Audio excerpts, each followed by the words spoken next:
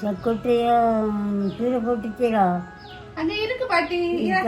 அப்போ நல்லா அவிச்சு கறி வச்சுட்டு பாட்டி பிடிக்குமா?